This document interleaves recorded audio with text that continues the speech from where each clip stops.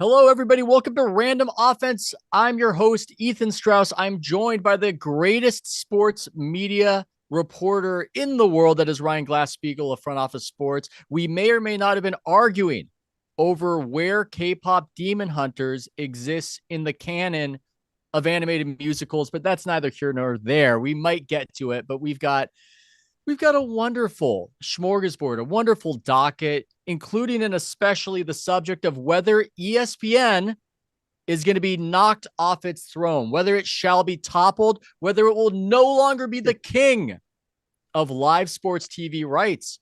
Let's get Ryan on here because I can't imagine it in my millennial brain, Ryan, that such a thing could happen. ESPN.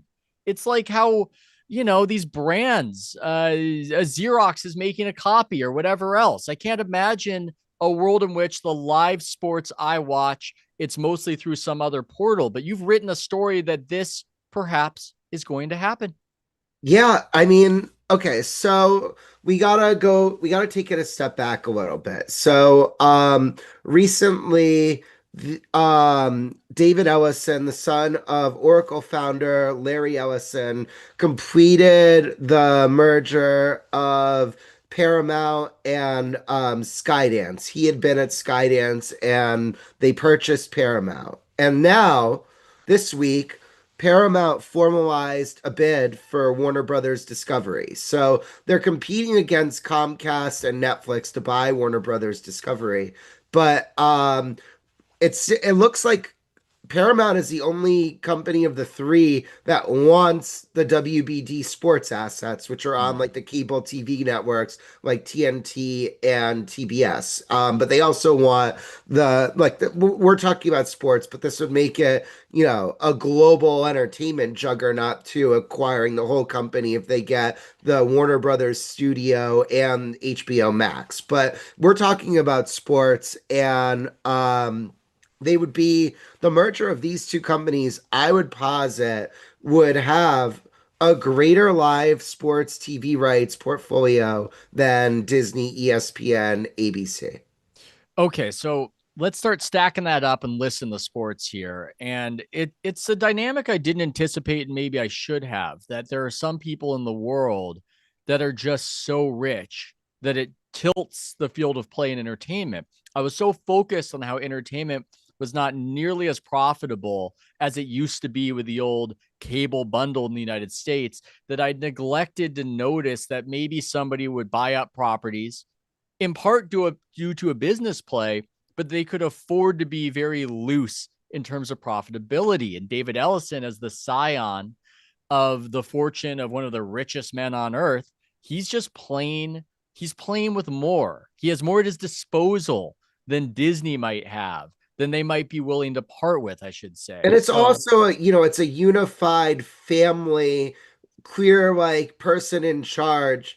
David Ellison's going to be in charge of Paramount for the rest. He's about our age, so he's going to be presumably for the rest of like our lives. It's not like he can get ousted from it by anybody like Bob Iger could at Disney. I mean, I don't know who could oust him, but yeah. It's but like he he's the owner. It's like he's the owner of an NBA team or inherited an NBA team from his dad. It's almost that dynamic. Now, two things I forgot to say to people: that you can raise your hand and ask a question. I sometimes neglect to mention that.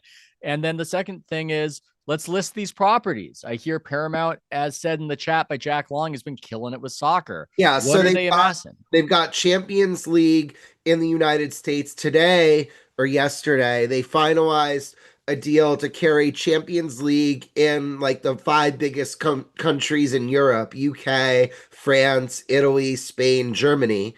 Um, they have they outbid ESPN for UFC rights. So all of UFC is going to Paramount beginning in January. They're also adding Zuffa Boxing, which is a joint venture between TKO and Saudi official Turki Al Sheikh. So CBS Can you has just hold that up in your head, man? Hey, you could have been making that up. I would not have known. Sorry, continue. So, Yes. CBS has the NFL, obviously. They've got Big Ten football and basketball. They've got the Masters, they have the PGA Championship, they have a bunch of PGA Tour events, and then with WBD, they have the whole NCAA basketball tournament. Then WBD on its own has Big 12 football and basketball. They've got a big MLB package where they've got Tuesday nights in the regular season, and then in the playoffs, they've got a divisional series and a championship series. They've got some NASCAR. They have AEW wrestling. They have unrivaled basketball. They have Big East basketball, and they have last one I had something else in my head. I They mean, it have was an impressive list the that you've French rattled Open. off. Oh, So yeah. um Which I like that you called it the French Open. I don't want to be bullied into calling it Roland Garros or however I'm right, supposed to pronounce the that. French It was the Open. it was the French Open when I was a kid. I don't like all this talk about how I'm supposed to pronounce it that way. And then I'm supposed to call the British Open in golf the Open. I don't No. like any of this, but you were saying.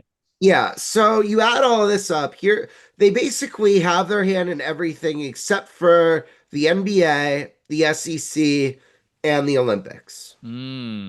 Well, that might bring us to our next topic right here, Ryan, which is the NBA back? Well, Those are the, do we want to go through what ESPN has too and yes, see yes. Let's like what's tease that. bigger? We're gonna tease whether the NBA is back or whether they're doing the thing they do in the early season where they act like they're back and then we learn later on. But let's go and compare. Yes, Yeah, so ESPN's. ESPN has they have an NFL package, obviously, although I think CBS is a little bigger because CBS has more inventory of games that like in those Sunday regional windows, and they Mm, also have they're higher watched, like especially the late Sunday afternoon window than Monday Night Football. But um ESPN has exclusive rights to the SEC and the ACC. Those are big. They've got the NBA, which includes the finals, although they have less NBA inventory than they did before. And so that's mm, kind of also like an aside is, Paramount is in territorial expansion mode. And ESPN got out of the Big Ten. They have downsized in the NBA. They are downsizing in MLB, and they got outbid for UFC. So we haven't seen like a world where ESPN loses stuff that they want. And mm. that's what's kind of been the new reality over the last few years. Yeah, they're in a bit of a retreat, it would seem. Now, I don't know if they're going to lose it. I don't know if they're going to lose their brand appeal to millennials such as ourselves and the older generations. It's just ESPN is something you have to have. We have that locked in, we have that wired in. I don't know if that fades away in the same way that when there's some horrific thing that happens or horrible news story, people older than ourselves go, turn on CNN. Even though CNN in many ways has been irrelevant, it still carries that branding. I don't know if CNN, part of this Paramount acquisition, there's all sorts of like impact for there too. There's already been like stories that like Trump has been like telling Larry Ellison like, "Hey, fire this anchor. I don't like her." If it goes through, I don't mean to laugh. I know I don't want to Hard be not to laugh. glib. It's sort of absurd, but it's not what you would want in a first world country, I would say. But I also, anyway, you were saying, yes, It's not funny, but it is kind of funny. The everything with Trump is kind of like that. Good, but continue. Yes. Yeah, so Paramount's in this territorial expansion mode. And so then another like looming factor in this that I think we have to discuss is there was a Variety report that said that Saudi Arabia, UAE, and Qatar's sovereign wealth funds would be involved in this Paramount bid for WBD. But then Paramount came out and said that that report is categorically inaccurate. So this golf money stuff though, there's like a lots of like different ways it's like tricky to talk about because like some Mhm. of the officials of these countries could like invest in things in like with their personal wealth, and then it's really difficult to know kind of where the country ends and the individual begins. So I don't know, I don't have any reporting suggesting that they are involved or they're not involved other than like what's been out there. But I Mhm. will say like there, if like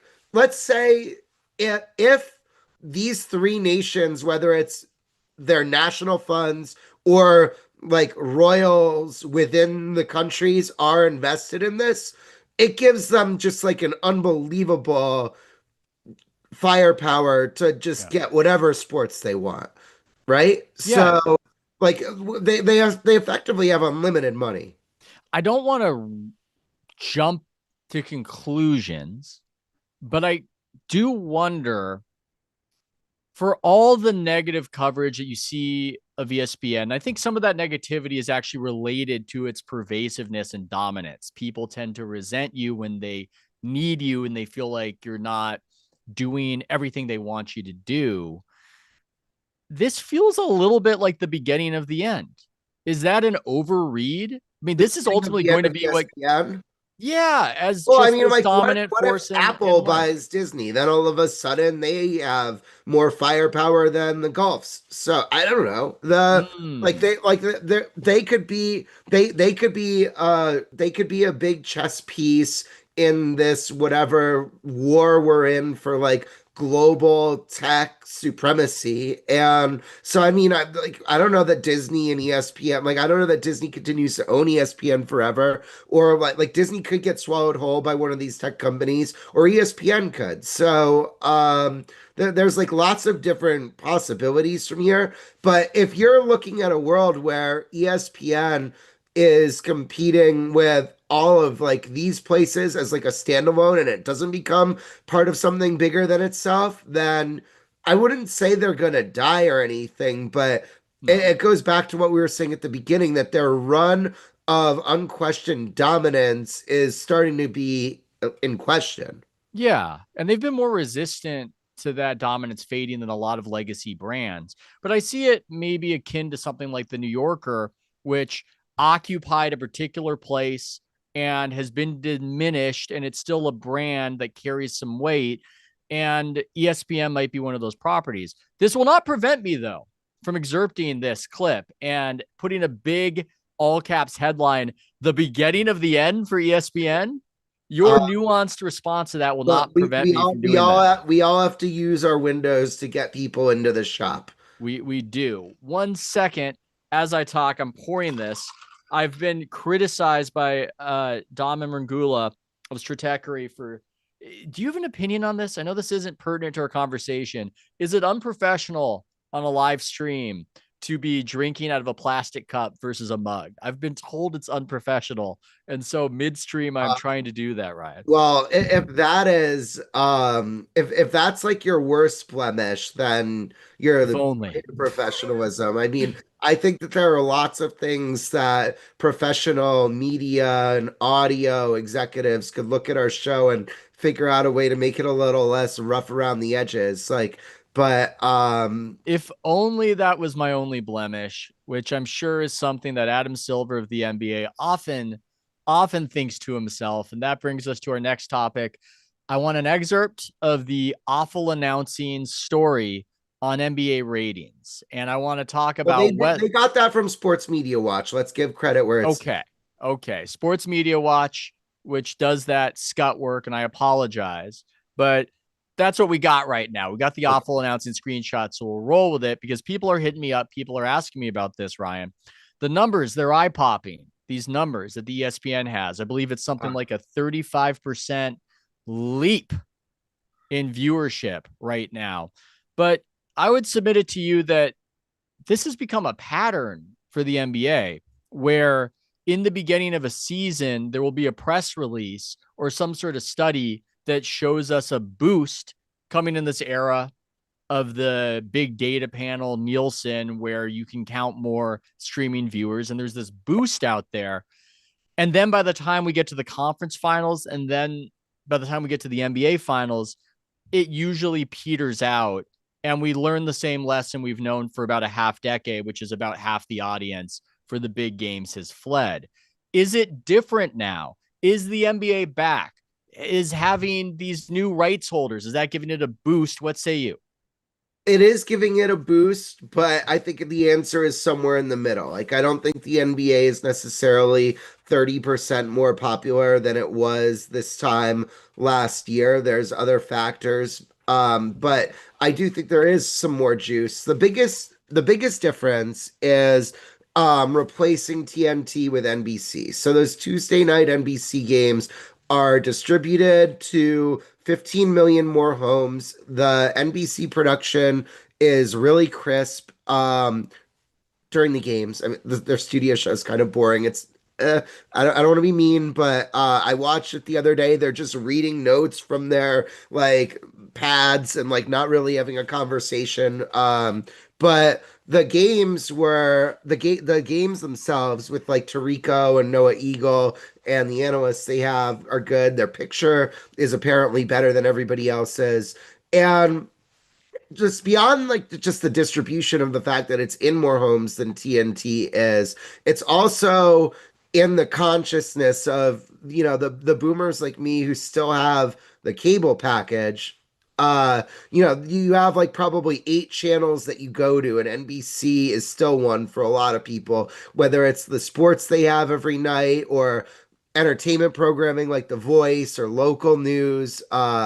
So NBC is just a much more relevant platform than TNT is in the year 2025. So that's makes a Oh, difference. But where in the year always, in the year forever. Not to interject. I mean, I think I haven't dug into the nitty gritty, but as you say, just being on another network channel is going to give you a boost of viewership. And I hate to be a hater and myth bust this, but if you and I were on NBC in prime time, we might be spotted a million viewers, and that's not really us doing anything in particular. So that's a reason to perhaps be on network TV is that you get more people watching, but it doesn't necessarily reflect the growth of your sport.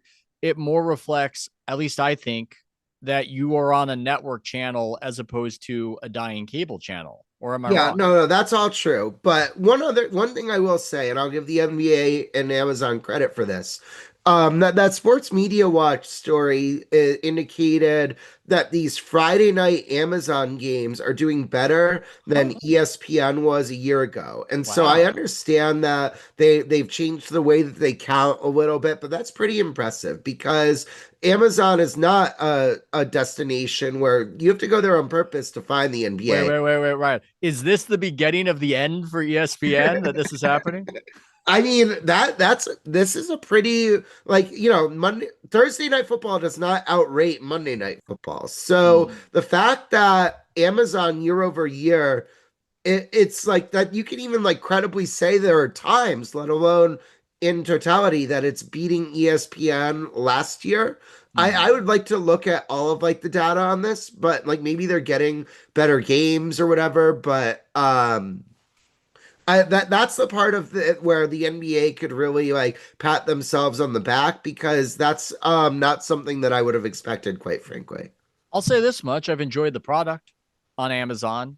I don't have any way to measure crispiness of broadcast, but the broadcast is very crisp visually. And with their studio show, it's a critical smash. People seem to love that studio show. I don't know how much that adds to it, but that's something that I've noticed. And good is good. I'm going to break news with that. Good is good. Good game production does lead to better results. So I think that's something at least they've done well, even if I don't buy the hype of increased popularity necessarily. Now, Titonia World, Giannis superfan says replacing LeBron with not LeBron might be what we attribute this boost in viewership No, to. I wouldn't say that.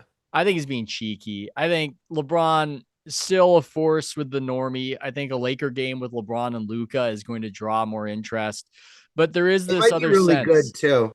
Yeah. Well, he was playing maybe more of a supplementary role. But I think there is this sense, though, that LeBron has cast a bit of a pall over this epoch of the NBA. And even if a game without LeBron is less watched than the game with LeBron, I do sympathize with the sense that he's been dragging down the overall brand with just some insufferable, ineffable quality he's had over the last 10 years. Yeah, I think that that's fair. I mean, he's annoying. Yeah. And so his tweets are annoying. When he gives interviews, he's annoying. He's just so conceited and seemingly like doesn't like really take any pains to hide it that Mm. it's annoying. I said that word three No, times. it is the word to isolate because there was a period of time when people were saying it was the politics and he's woke and that repels people. And there was something to it, but it was even beyond the politics. He could be talking about anything. And there's just something about him. He's not a bad guy. He doesn't do terrible things. His career has been a miraculous success. In many ways, he's handled himself well. But it's a little similar to Alex Rodriguez, where this isn't a bad guy, but just the more exposure we get, the less we want it.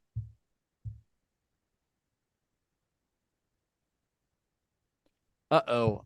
I cannot hear Ryan. Am I the Oh, only sorry one? about that. My dog was whining, and I muted my mic, and he's still whining, and now it's my turn to speak. But Okay. the yeah, I wouldn't put his absence on in like terms of driving like the positive overall number at all, as annoying as I may find him. But I also wanted to get into this story. So you mentioned the Amazon show and how that's been critically acclaimed, and on that show it's been like revelatory that they're actually mainly talking basketball on it. They aren't talking Uh, about whatever like who's Giannis going to sign with? When is he yeah, they're getting out of not talking Milwaukee? about like hypothetical fake transactions or feuds that any of the co-hosts may or may not have with any of the talents. And so it is like people have like found it refreshing in that way. I've seen a lot of praise for Blake Griffin, and so that kind of gets us to Stephen A. Smith no Mm. longer being on Oh, ESPN's NBA Countdown as a fixture. we've got an example of a reason why they might not want him on that broadcast, why the NBA might be sick of Stephen A. Let's call that up. Let's call up the Stephen A. Smith clip that I've added to the elements where he is not talking about the NBA, but instead the NFL. Drum This roll. kid, he can run it, he's tough, he's poised, and he's absolutely dynamic in the pass game. And this team under Mike Vrabel can win the AFC Championship. He's also a liar. He's also a liar. First of all, let me tell you, it's not to brag. Listen, Pardon the Interruption is the #1 show on ESPN spanning 20 plus decades. First 20 Take is the #1 morning show, 13 years and counting. April will be 14 years. Don't tell me you an athlete and you don't know that. Don't tell me you an athlete and you don't know that Cam Newton ain't on the show. You lying. That's #1. #2, I'm going to take it to a more serious tone with that because I get where you're coming from, RC, and I don't disagree with you. But how about athletes looking out for athletes? I remember when there was a time when it was so much media that we were saying, athletes, once you're not playing anymore because of your expertise, y'all should be on TV. The opportunity should be there. One of the problems sitting here right in front of y'all, right? Okay, This we can First cut Take. the clip. I think we got the There's basic nothing. gist of things. We're going to start watching a full episode of First Take. Yes, that's Stephen A. Smith, I believe, calling out ascending NFL superstar quarterback Drake May for not knowing enough about ESPN and its popularity. Very bizarre. I think we can circle back, as they say, to the specific topic of that. But let's talk about the NBA component Yeah, we will where circle back to that. But yeah, we will circle back. But yeah, I think the NBA doesn't want that. That's what the NBA doesn't want. And that's something that I support Adam Silver on. And that's something I support the NBA on. I think that's very fair to not want that kind of coverage and to see it as something that is compromising their brand. Now you get it sometimes from inside the NBA, but it's a little bit more charming and at least say like we're basketball players. But it's like, well, why can Shaq do that or Barkley do that, but Stephen A can't? And I don't know. There's different rules for different people. I'm sorry. And so look, I'm not gonna say like that the NBA yanked Stephen A from that show. I think when he was negotiating his deal, which was 5 years, over $100 million with ESPN, it was really framed even at the time. We're gonna focus on First Take. Like your attention's been elsewhere. There was also supposed to be some more NFL countdown stuff that he was going to be doing, but I think he's only been on there once this year. So I'm a little bit curious if anything changed or he's like it was kind of backloaded in the season or what. But I think that there are like several things can be true. I think that ESPN wanted to fortify First Take. I think that once ESPN got inside the NBA, Stephen A observed, okay, Countdown is the queer B show now. I don't want to associate with the B show. I live in New York. I don't want to fly to LA and back every week to be on the B show. I think that's probably true. And I think it's probably true that the NBA didn't want stuff like that clip on their bumper programming. And so all of those things. And so now what we've got is a countdown where, I mean, Windhorse basically replaced Stephen A as the like non-athlete guy who gets to have opinions on the show. And you when you saw it on Wednesday, it was more kind of like basketball talk. It looked a lot more like Amazon's show that it's been acclaimed did than it has looked like past incarnations of Countdown in recent years. And so it's kind of a multivariable equation. And that makes sense. And I think it speaks to a change in the economy and content dynamics with cable television leading to where we are right now. Because the way it was in the past was that ESPN, still riding that cable bundle, they had these live sports and they could use that as fodder for this profitable enterprise of these talk shows, these morning shows that didn't take a lot to put on. And a lot of the profitability was really driven by having the live sports, but also feeding that into these other shows. And as those other shows get less relevant, less important, outcompeted by YouTube, it elevates the importance of the live product. And then you start looking at it and you start going, wait a second, whatever Stephen A is doing on First Take, that's more of a withdrawal than an investment. That's a withdrawal from this product of the game. And that's not an investment in propping up the game. And as the game gets more important relative to that venture, I think a lot of people, not just Adam Silver, not just commissioners, are going, what the hell? This isn't making sense as a model. It's not making sense as a model for you guys to sully our games, the most important property, in service of just seeking and looking for engagement that is diminishing by the day. I think that's what's happening. Yeah, I think that's all true. And then, like, speaking of diminishing by the day, look, ESPN's done a lot of great things, and we've talked about them. Getting Buck and Aikman, getting into the Super Bowl rotation, bringing it inside the NBA. But, I don't think that ESPN is as relevant with the 25-year-old quarterback as it was when we were 25 years old.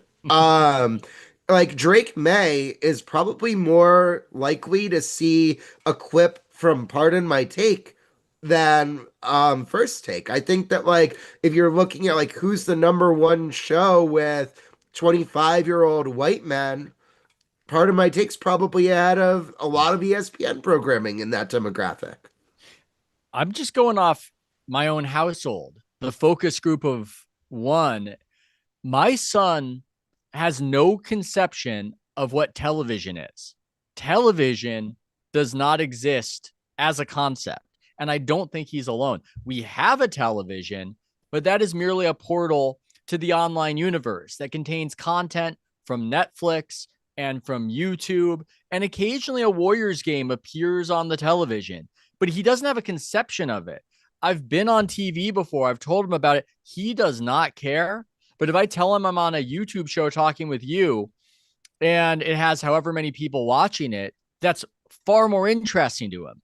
And he's further along the curve than people in their 20s, but I think it's similar where they don't have that background we have with it. They don't have that background with having grown up and seeing Mike and Tony debate the issues of the day. That's just not something. Yeah, or like Dan and Keith on Sports Center or any number of those anchors. They don't have that. It's not the same at all. No, It's they're watching by and large short form clips, although there is, as we talked about before, the K-pop Demon Hunters can come along on Netflix, and then all of a sudden they have an attention span and they want to watch something that's over an hour long over and over and over. So there is like a way to pierce this alleged lack of attention span in young kids, but sports talk programming on ESPN, at least in my household, has not accomplished that. Jack Long says YouTube long form videos are also pretty popular. Do we do a K-pop Demon Hunter sidebar? I don't know Yeah, if I we think we do. got to. I think that's why people tune in. Okay, I think we might have to if we're talking about the Mount Rushmore and just looking at the popularity. You guys can perhaps ask a question or raise your hands if you wish to be in person rather than in the chat. I'm staggered by it. I know we're a few months in this phenomenon, but I was recently, because I'm in the Bay Area and everybody else, all the other dads I encounter work in tech in some capacity. And so I was talking to one of the dads who works at Netflix, and he was saying the rewatchability of K-pop Demon Hunters is just insane. It's unlike anything we've seen at the company. People watch it once and they keep watching it again and again. It's like back in the day when Titanic was this massive hit in 1997, I believe, and young girls were just going back to the theater again and again. But it's if they had the capacity to do that just by clicking a button. And I look at it and I'm going, why? What is this? Why is this the biggest thing to have ever existed? You could never have anticipated it. If I were to pitch to you a year ago, hey, what about a kids movie? And it's about K-pop stars hunting demons. And that's what it's about. And it's a musical. Would you have thought that this would be the number one most popular thing in America? I wouldn't have dismissed it out of hand, actually, but Yeah. Yeah, it um, sounds kind of I, cool. I mean, I don't know that I would have bet my life on it, but I wouldn't have bet my life that it wouldn't. You know, this might be the first time that this has happened with Netflix, but it's the fourth time it's happened in our household, fifth maybe, Mm. of like the kids wanting to watch something over and over and over. The first one was this Curious George movie where like they make off with an elephant or Oh, something. I've I seen forget that. it, that one. Great My one. little one would just say, my oldest would, when she was a little one, would just say, George Elephant, George Elephant, George Elephant. And the non-parents right now are just like bored out of their mind. But Mm. the other ones were the Paw Patrol movie, which is actually pretty good, Encanto, And and then then First Take is the fourth. Yes, that's the fourth one. the original Willy Wonka and the Chocolate Factory. My kids were into that one for a while. Yeah. So I've seen this happen, like as I said, 4 or 5 times with a movie and the kids, but this is one where it seems, and Paw Patrol was like this too, where all the kids in daycare were wearing Paw Patrol stuff, but um with K-pop Demon Hunters, I mean, I went to when my kids dressed up as them for Halloween, and you go to the school to drop them off on Halloween, and every third girl is a K-pop demon hunter. And so Yeah. the scale of this cultural phenomenon, it is nice that it shows you that like it's still possible in this like fragmented world. But yeah, I mean it really is just a rocket ship. It is a little like Charlie and the Chocolate Factory, now that I think about it, because there's a darkness and weirdness to it. And kids like that because at some level they think they're watching something a little inappropriate. It's effectively a zombie movie in many respects. And Yes. it's orthogonal to the cultural Do products we not have. mess with their fans, though. No, you don't. Yeah, they're going to make it hurt. it's orthogonal to it's like an American animated musical, but it's a little bit different, and that gives it its juice. And it's not this sense of the cookie cutter thing we're always getting. It just feels fresh. It Jack also Long, it's not like doing any type of like political messaging either. there's that as well. And I don't even know how to think about the politics and the gender politics of it, because in some ways the main characters are girl bosses, in other ways they're very girly. And whatever it is, it's not something I feel as though Disney would make for us. And I can't No. say that it's anti-feminist or pro-feminist. I just know that the current big corporations wouldn't make that kind of thing for us, or at least traditionally. And Well, I don't that, think like Netflix even like thought it was going to be big because there was like a Wall Street Journal story about how all the parents were panicking because there was no inventory of the costumes, and so they were having to kind of do them themselves. Yeah. Yeah. I don't even know where you buy a thing like that. And it's pretty elaborate costumes as well. Jack Long has a question. I don't know if it's about who his favorite character is, if he's, a fan of Genu, if he's a fan of Mira, or if it's something more pertinent to sports media. We shall see. Jack, what you got for us? Yeah. So my question with the K-pop Demon Hunters, and again, I mean I have two nephews and a niece, and they're a little too young for it right now. But is Korea the like when I was growing up, Japan was like all, I'm 35, so I was like 7, 8 years old when Pokemon came out. So like Japan was always like the cool Asian country. Mm. Is Korea this generation's cool Asian country? Yes. I think so, but I also don't know. I mean, I'm looking at it from the perspective of my 7-year-old. And so I don't know if he's even has a conception of what these places are. He just knows that Japan is where Pokemon comes from, and this has something to do with Korea. But I don't know if he thinks about it that much. Maybe Ryan's kids have a different perspective on it. No, I don't it's know. not like they've asked to go to Korea or anything. So I don't know if it's quite like that Pokemon, Dragon Ball Z, Yeah. anime, like where it all hit at once. I don't think it's as much like that. Although I will say it does seem like K-pop is pretty big and it's not just the Demon Hunters. Yeah, I mean, okay, so I'm going to talk extemporaneously about race and class, which is always great when you're talking off the top of your head. There is something interesting about the cultural cross currents with it, because if you live in, say, the Bay Area suburbs, which are not representative of the country writ large, but are representative, I guess, of an influential cohort, a high income cohort on the coast, there's just a lot of cross pollination between Asian families and white families. And it's almost like they're all sharing the same broader culture, including the kids who are not of those backgrounds. And so it feels like something like this can become popular in a way that wouldn't have happened in the 90s.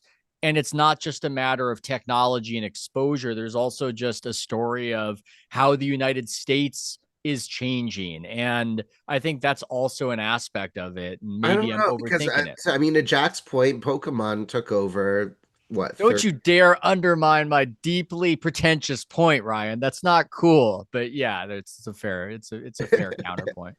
Let's see. Patrick Myers says, my kids have no concept about the Koreanness of the movie.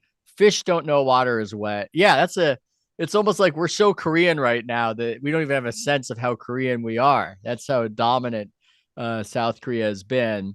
The kids are super into the 38th parallel, Heartbreak Ridge on repeat. And as Anthony Mays says, and it is true in my house, Pokemon still going strong, Ryan. It's Yeah, perpetual true, Pokemon is. true in our household too. Should we get into how the Eagles hate Jalen Hurts? Because I'm Yes. writing about this right now, and I'm fascinated about this. And I, I mean, you've got an interesting spin on the story. I want your spin on this. That the NFL somehow benefits from this sort of acrimony and discord. And then I want a clip of Jordan Mailata, star tackle on the Eagles. I would say meekly damning with faint defense his quarterback. So let's have you give your take first, and then Jordan Mailata. Yeah, so for the last couple weeks, and honestly, even dating back to last season when he was reading a book about on the sidelines while he wasn't getting targeted, AJ Brown has clearly been dissatisfied with his role in the Eagles offense. He's this immensely talented receiver.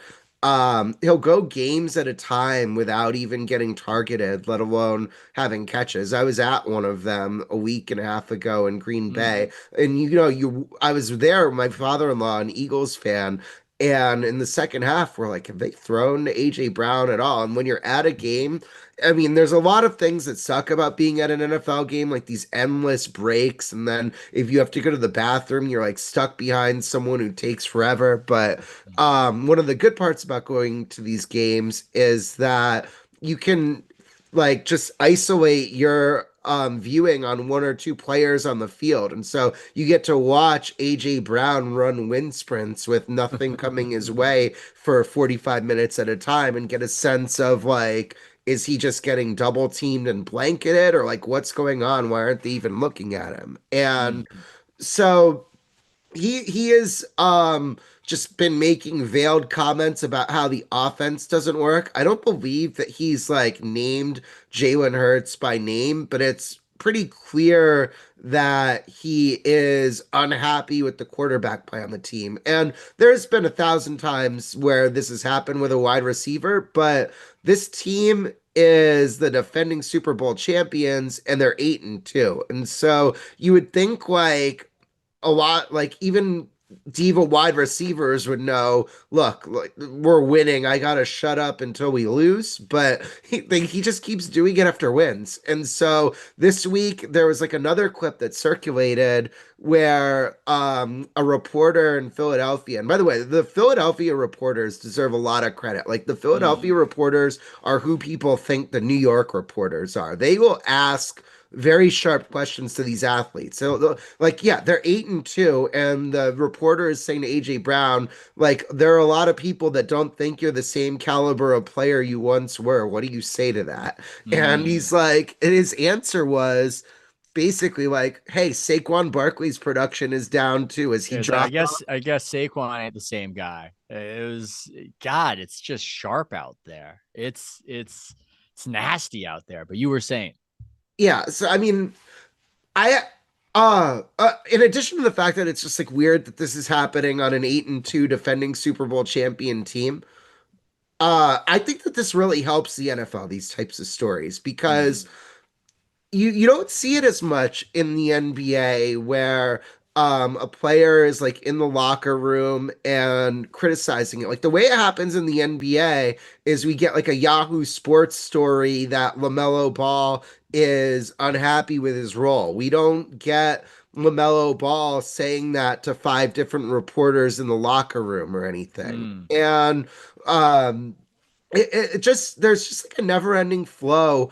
of content during an NFL season that you can react to and makes the games themselves more interesting. And I think like because this is happening with the Eagles, it's going to increase how much I pay attention to their games. And I think that it's just it's a very NFL thing. You don't see it in MLB, you don't see it in the NBA. And you got these disgruntled players just speaking candidly. Yeah, in the NBA, they do the weird thing of hating a guy and then attacking they attack the outside world for noticing, which maybe you could say that's more honorable because they're sticking up for their teammate. I'm thinking of a young player in particular on Golden State. I think people might be able to read between the lines of who I'm talking about. But to what you're saying, it reminds me of that. It's a quote attributed to Otto von Bismarck.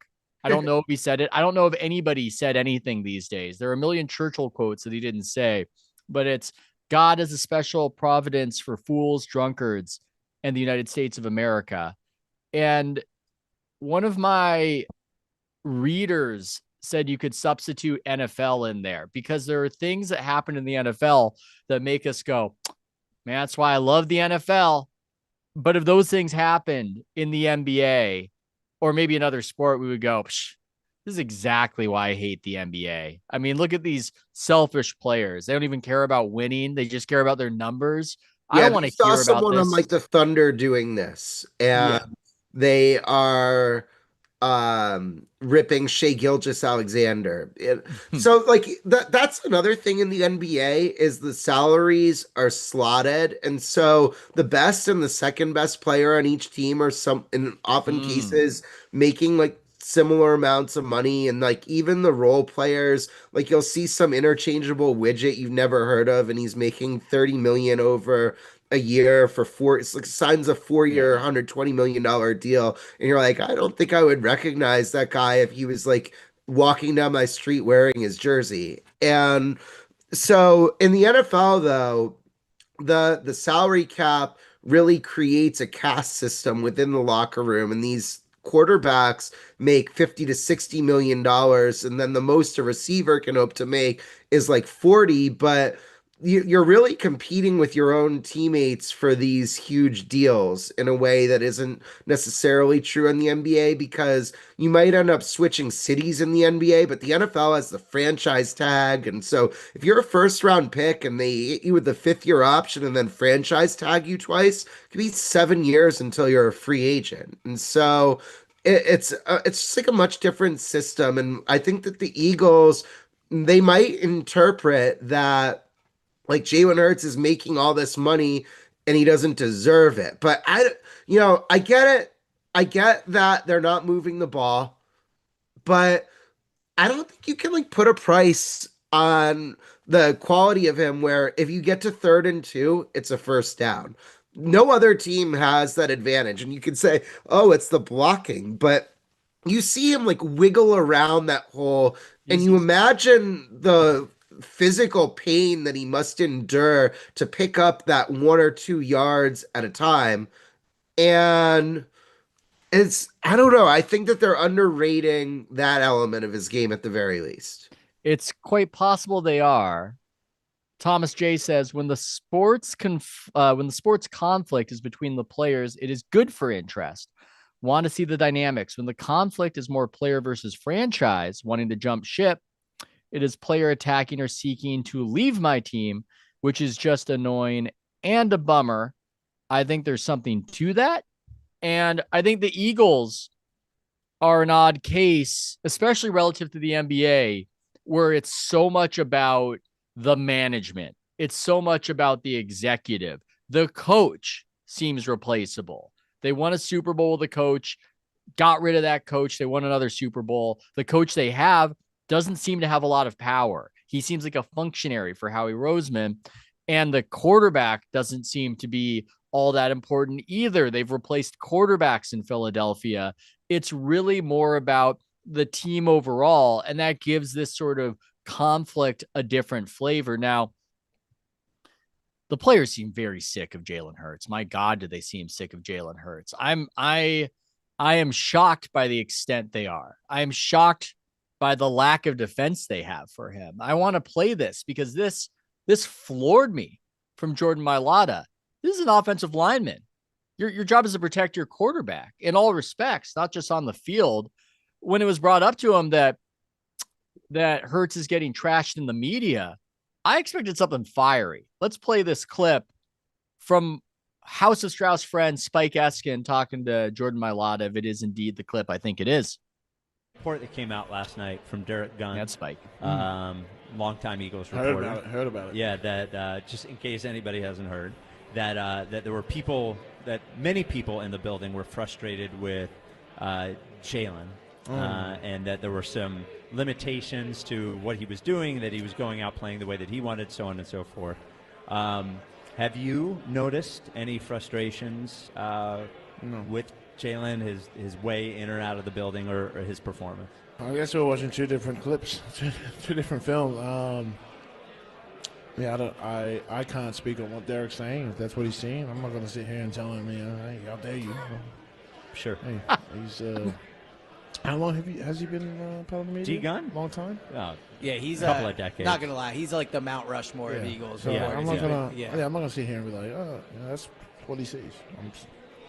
Well, I don't see it.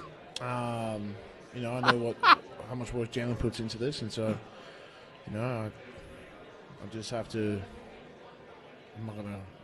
Yeah, I don't know how to address that. Sure. I'll be honest. I don't know how to address that. Well, that aside, I guess my question would also be, I guess really to both you guys. Okay. I think we get the sense. We can pull the clip. Media. This is what I'm writing about. Media literacy is what I call it, because I see a lot of Eagles fans attacking any media members, attacking any media figures like Derek Gunn, for instance, for saying that behind the scenes there's discord and the players have issues with Jalen and perhaps his inability to get through progressions and do certain plays. And if it weren't true, you would see such a defense. You would see such a defense, passionate defense. You know what it is. You know what's happening when you see stuff like that.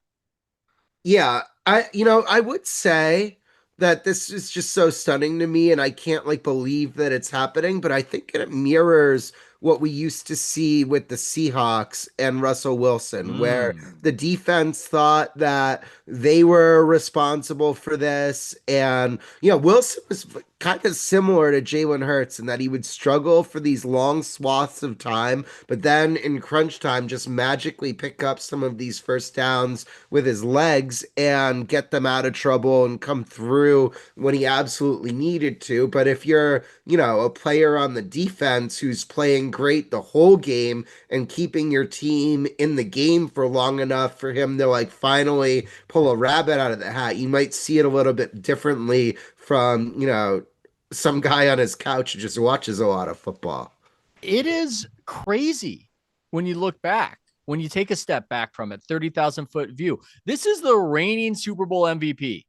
This is the leading team in the NFC. As you said, they're 8-2.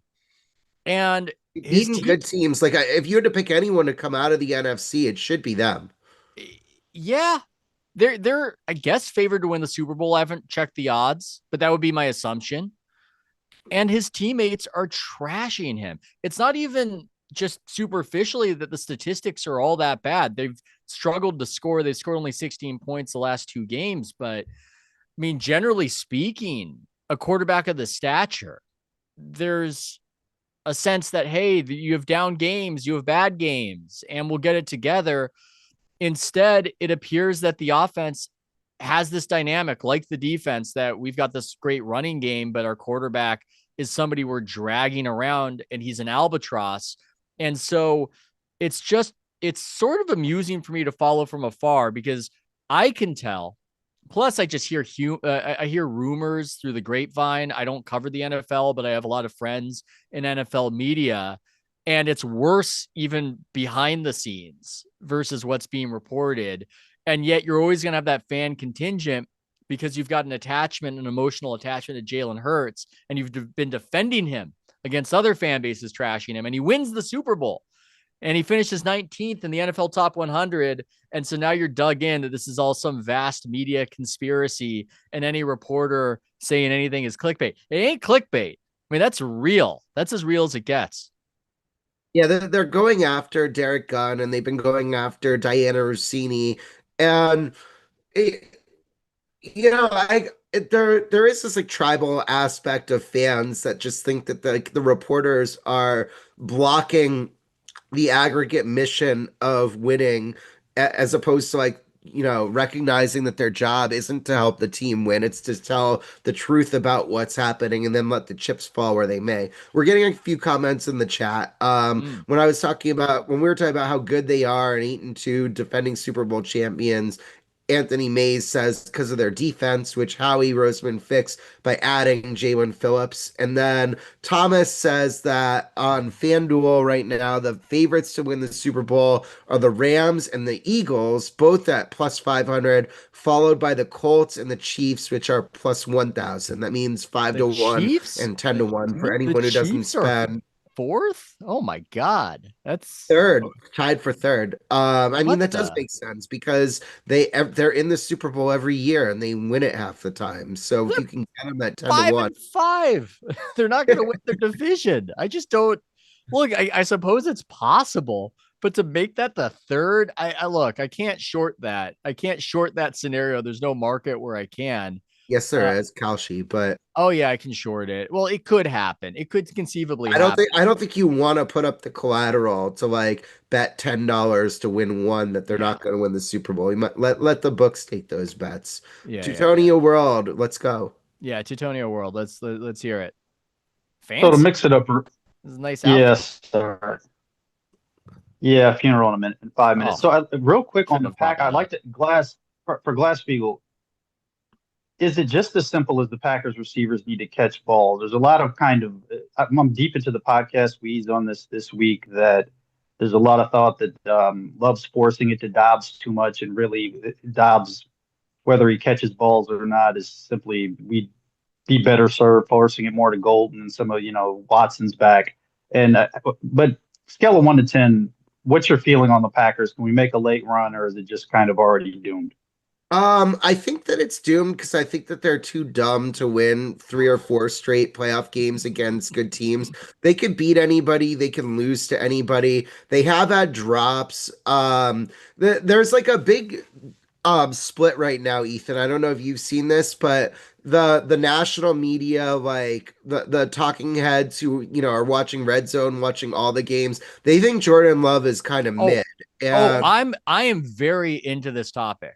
I am shocked we're talking about it, but I'm obsessed with this topic that the advanced stats say Jordan Love great, and the conversation about him, Jordan Love sucks. And I didn't know we'd be discussing this. We usually don't get into the nitty gritty of NFL, but this is a topic I am interested in, Ryan. So Yeah, continue. so the talking heads think that he's mid, the advanced stats and the Packers fans. The Packers fans are on the side of the advanced stats. The people watching every down are like Jordan Love is incredible. Like all the national media is just a bunch of haters.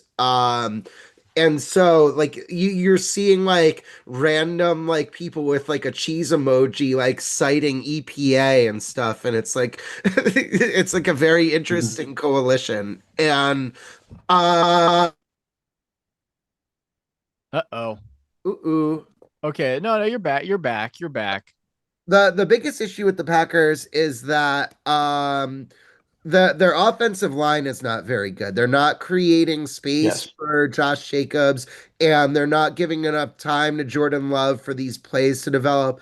Dobbs probably should be their third receiver after Watson and helping Jaden Reed. Losing Tucker Kraft is a big blow because I think that Was like awesome. he was their security blanket. Like in the same way you could love having like Russell Wilson get scamper for a first down. Tucker Kraft, the way that he could just catch the ball and bowl people over, like tire the defense, like physically hurt them, was a massive factor, and I don't know how they replace it. Their defense is pretty good. So I think they can beat anybody. Like any game they go into, they can beat the Rams, they can beat the Eagles, but I don't think that they can beat 4 of these playoff caliber teams in a row. There's a weird thing where Matt LaFleur doesn't totally trust Jordan Love to unleash him. And so they go into these stretches where he's not throwing the ball down the field at all. They run first down, run second down, no one's open on third down, and then they punt.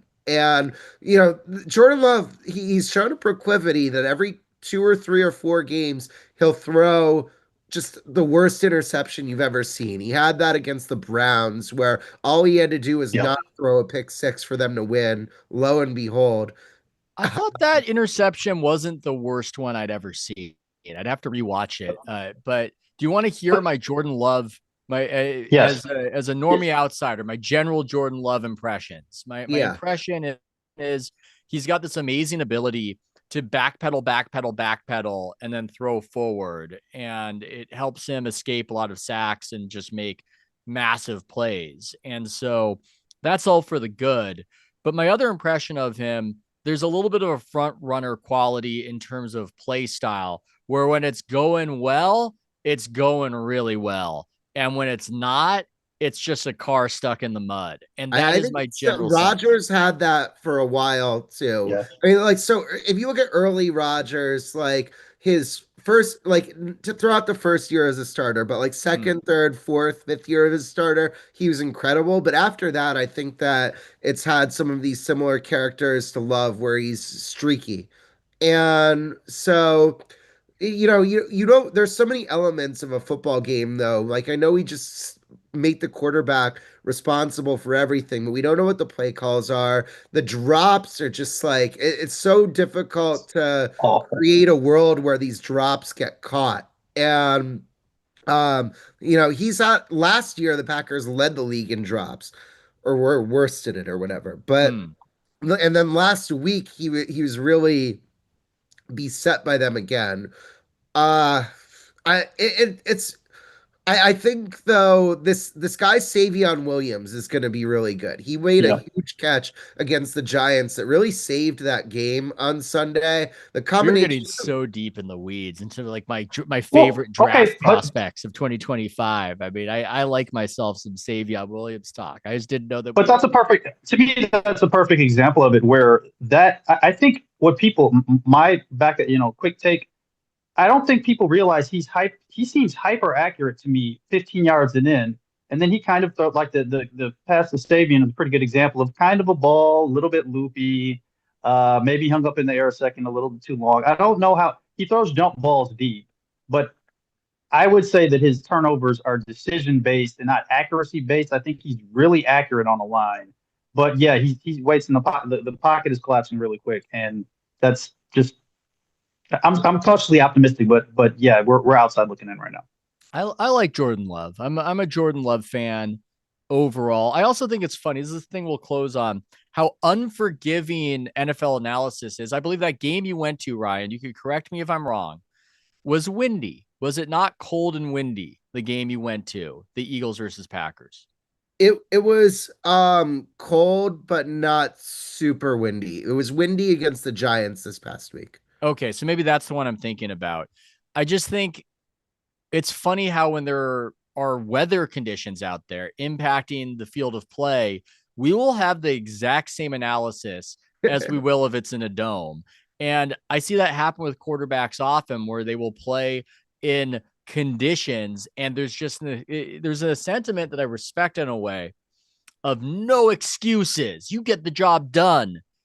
And I think it's cool that we have that, but it's also it undermines accurate analysis and it can make analysis more hyperbolic when you don't take these things into consideration, that there are weather aspects to performance. That was not the point I thought that I would end on in this particular episode about sports media, but I can't help it.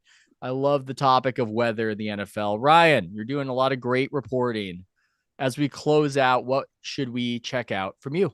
We had a fun list this week on baseball. I wrote this with Michael McCarthy at Front Office Sports.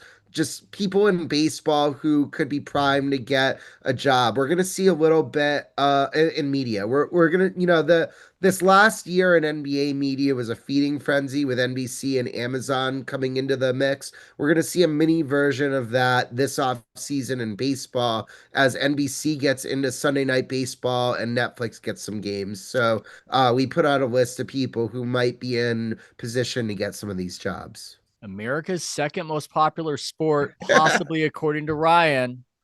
Thanks so much, man. Great episode. Talk to you later. Thanks, Good job by everybody. you. Good job by you.